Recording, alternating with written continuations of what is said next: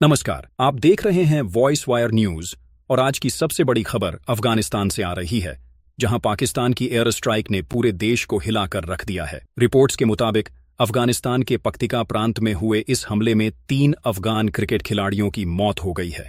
ये खिलाड़ी एक फ्रेंडली मैच खेलकर घर लौट रहे थे, जब अचानक उन पर पाकिस्तान की वायुसेना ने हमला कर दिया। स्थानीय सूत्रों के अनुसार इस हमले में कुल 8 लोगों की जान गई, जिनमें महिलाएं और बच्चे भी शामिल हैं। यह इलाका अफगानिस्तान और पाकिस्तान की सीमा के पास है, जहां पिछले कई महीनों से लगातार तनाव बना हुआ है। अफगानिस्तान क्रिकेट बोर्ड ने इस घटना को कायराना हमला बताया है। उनका कहना है कि पाकिस्तान ने जानबूझकर निर्दोष खिलाड़ियों को निशाना बनाया है। बोर्ड ने कहा, ये हमला अफगानिस्तान के खेल जगत और इंसानियत दोनों के खिलाफ है। अफगानिस्तान के स्टार स्पिनर राशिद खान ने भी इस घटना पर गहरा दुख जताया है। उन्होंने सोशल मीडिया पर लिखा, मैं गहरे सदमे में हूं। पाकिस्तान की एयर स्ट्राइक में निर्दोष लोगों की जान गई, जिनमें हमारे युवा क्रिकेटर्स भी शामिल हैं। ये पूरी तरह अमानवीय और शर्मनाक है। राशिद खान ने आगे कहा कि अफगानिस्तान क्रिकेट बोर्ड का पाकिस्तान के साथ आगामी सीरीज रद्द करने का फैसला बिल्कुल सही है। दरअसल आने वाले दिनों में अफगानिस्तान, पाकिस्तान और श्रीलंका के बीच एक T20 ट्राई सीरीज होनी थी, लेकिन अब अफगानिस्तान ने साफ कह दिया है, जब तक निर्दोष लोगों पर बम गिराए जा रहे हैं,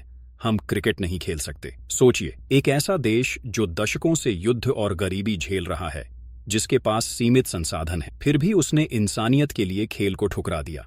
अब सवाल उठता है, क्या पाकिस्तान को इंटरनेशनल क्रिकेट से बैन नहीं किया जाना चाहिए? जब रूस पर यूक्रेन युद्ध के बाद हर खेल संस्था ने कार्रवाई की थी, तो पाकिस्तान के लिए दोहरे मापदंड क्यों? अब अंतर्राष्ट्रीय स्तर पर इस घटना को लेकर तेजी से प्रतिक्रियाएं सामने आ रही हैं। अमेरिका के पूर्व राष्ट्रपति डोनाल्ड ट्रंप ने इस पर कहा, मुझे युद्ध रोकना पसंद है, क्योंकि इससे लाखों लोगों की जान बचती है। हालांकि उन्होंने यह भी माना कि हमला पाकिस्तान की ओर से ही हुआ है। लेकिन यहां एक और बात गौर करने वाली है। भले ही ट्रंप ने इसे गलत कहा, मगर उन्होंने पाकिस्तान पर कोई ठोस शब्दों में निंदा नहीं की, और यही दिखाता है कि पाकिस्तान को आज भी बड़े देशों का अप्रत्यक्ष समर्थन मिल रहा है। अमेरिका, चीन और कुछ खाड़ी देश पाकिस्तान को अब भी रणनीतिक सहयोगी के रूप में देखते हैं। दूसरी तरफ अफगानिस्तान में गुस्सा और शोक दोनों चरम पर हैं। काबुल और जलालाबाद में लोगों ने पाकिस्तान के खिलाफ विरोध प्रदर्शन, प्रोटेस्ट शुरू कर दिए हैं। वो नारे लगा रहे हैं, हम अपने शहीद खिलाड़ियों को भूलेंगे नहीं। अफगान मीडिया का कहना है कि ये हमला सिर्फ एक सैन्य कार्रवाई नहीं, बल्कि अफगान पहचान पर सीधा वार है। अब सवाल ये उठ रहा है, आखिर पाकिस्तान ने ये हमला किया ही क्यों? विशेषज्ञों के मुताबिक यह पाकिस्तान की पुरानी नीति का हिस्सा है, सीज फायर की बात करना और फिर खुद ही उसे तोड़ देना। कुछ अफगान अधिकारियों का कहना है कि तालिबान के साथ पाकिस्तान का सीमा विवाद, बॉर्डर टेंशन लगातार बढ़ रहा था। तालिबान ने हाल ही में कई जगहों से अपनी सेना पीछे हटाई थी, और उसी समय पाकिस्तान ने सीधे हवाई हमले शुरू कर दिए। यानी साफ है, ये हमला किसी सुरक्षा ऑपरेशन का हिस्सा नहीं था, बल्कि एक जानबूझकर किया गया राजनीतिक दबाव था। कई जानकार ये भी मानते हैं कि पाकिस्तान चाहता है कि अमेरिका फिर से बागराम एयरबेस का इस्तेमाल शुरू करे, जो फिलहाल अफगानिस्तान के कंट्रोल में है। अगर ऐसा होता है तो पाकिस्तान को सैन्य और आर्थिक दोनों फायदे मिल सकते हैं। इसीलिए कुछ विश्लेषक मानते हैं कि ये पूरी कार्रवाई एक पावर गेम का हिस्सा है, जहां मासूम लोगों की जानें राजनीतिक सौदेबाजी में कुर्बान की जा रही हैं। अब इस पूरे मामले को सिर्फ एक हमला मान लेना भूल होगी, क्योंकि इसके पीछे छिपी है वैश्विक राजनीति की गहरी परतें। दरअसल अफगानिस्तान को लेकर दुनिया इस वक्त 2 हिस्सों में बंटी हुई है। एक तरफ चीन और पाकिस्तान हैं, जो अफगानिस्तान में अपने आर्थिक हितों के लिए सक्रिय हैं, और दूसरी तरफ भारत, रूस और ईरान जैसे देश, जो शांति और स्थिरता को प्राथमिकता दे रहे हैं। पाकिस्तान चाहता है कि अफगानिस्तान फिर से उसकी पकड़ में आ जाए, जैसे 1990 के दशक में था। लेकिन तालिबान सरकार अब पहले जैसी कमजोर नहीं रही। वो अब चीन से लेकर तुर्की तक कई देशों के साथ अपने संबंध बना चुकी है। यानी पाकिस्तान का पुराना नियंत्रण मॉडल अब अफगानिस्तान पर काम नहीं कर रहा, और यही कारण है कि वो डर और हमले की राजनीति अपना रहा है। चीन का इसमें एक बड़ा रोल है। चीन CPEC यानी चाइना पाकिस्तान इकोनॉमिक कॉरिडोर को अफगानिस्तान तक बढ़ाना चाहता है। इसके लिए उसे दोनों देशों में कथित स्थिरता चाहिए, जो हकीकत में पाकिस्तान के नियंत्रण का दूसरा नाम है। अगर ये प्रोजेक्ट सफल होता है तो चीन को सीधा मध्य एशिया तक भूमि मार्ग, लैंड एक्सेस मिल जाएगा, जो अमेरिका और भारत दोनों के लिए एक रणनीतिक झटका साबित होगा। इसलिए विश्लेषक मानते हैं कि ये हमला केवल सीमा सुरक्षा नहीं, बल्कि एक भू राजनीतिक संदेश था कि पाकिस्तान अभी भी अफगानिस्तान में अपनी ताकत दिखाने की कोशिश कर रहा है। अब सवाल उठता है, भारत क्या कर सकता है? भारत फिलहाल सीधे सैन्य प्रतिक्रिया देने के बजाय डिप्लोमैटिक प्रेशर की राह चुन सकता है। संयुक्त राष्ट्र में अफगानिस्तान के समर्थन में एक प्रस्ताव लाने की कोशिश हो सकती है, जहां पाकिस्तान की इस हरकत की औपचारिक निंदा की जाए।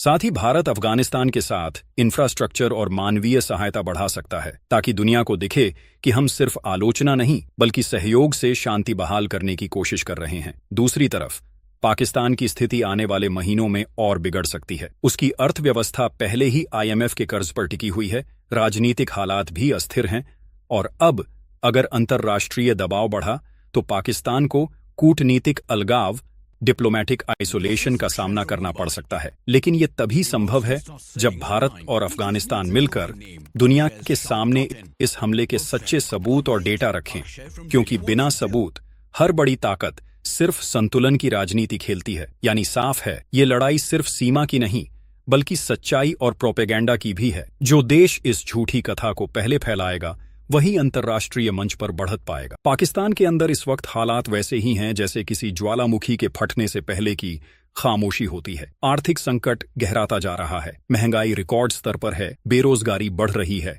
और जनता का भरोसा सेना और सरकार दोनों से उठता जा रहा है। इसी राजनीतिक अस्थिरता के बीच पाकिस्तान की फौज अपने पुराने हथकंडे फिर से अपनाने लगी है। बाहरी दुश्मन दिखाओ ताकि अंदर की नाकामियों से ध्यान हट जाए। अफगानिस्तान पर एयर स्ट्राइक उसी रणनीति का हिस्सा मानी जा रही है। कई अंतर्राष्ट्रीय विश्लेषकों का कहना है कि पाकिस्तानी सेना ने जानबूझकर यह हमला किया ताकि देश के अंदर यह संदेश जाए कि देखो, हम अभी भी ताकतवर हैं। लेकिन हकीकत यह है कि ये स्ट्राइक पाकिस्तान की कमजोरी और हताशा दोनों को उजागर करती है। अब बात करें तालिबान की, तो तालिबान सरकार ने इस घटना पर अब तक कोई बड़ा सैन्य जवाब नहीं दिया है, लेकिन उनके बयानों में गुस्सा साफ झलक रहा है। अफगान तालिबान के प्रवक्ता ज़बीहुल्लाह मुजाहिद ने अपने बयान में कहा है कि पाकिस्तान अब हमारी सीमाओं की पवित्रता से खेल रहा है, ये सहन नहीं किया जाएगा। यानी आने वाले हफ्तों में सीमा पर हालात और बिगड़ सकते हैं। तालिबान जवाबी कार्रवाई न भी करे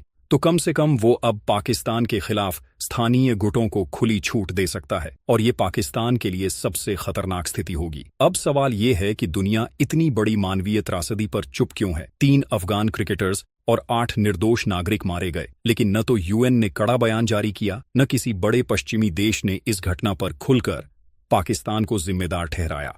क्योंकि अफगानिस्तान अब किसी भी बड़े ब्लॉक का मित्र देश नहीं रहा। न रूस उसे खुलकर सपोर्ट कर रहा है, न अमेरिका और न यूरोपीय यूनियन। अफगान जनता इस वक्त राजनीतिक निर्वासन, पॉलिटिकल आइसोलेशन में जी रही है और पाकिस्तान इस खालीपन का फायदा उठा रहा है। सबसे बड़ी चिंता यह है कि अगर अंतर्राष्ट्रीय समुदाय ने इस तरह के हमलों को नजरअंदाज होने पर पहुंच सकता है।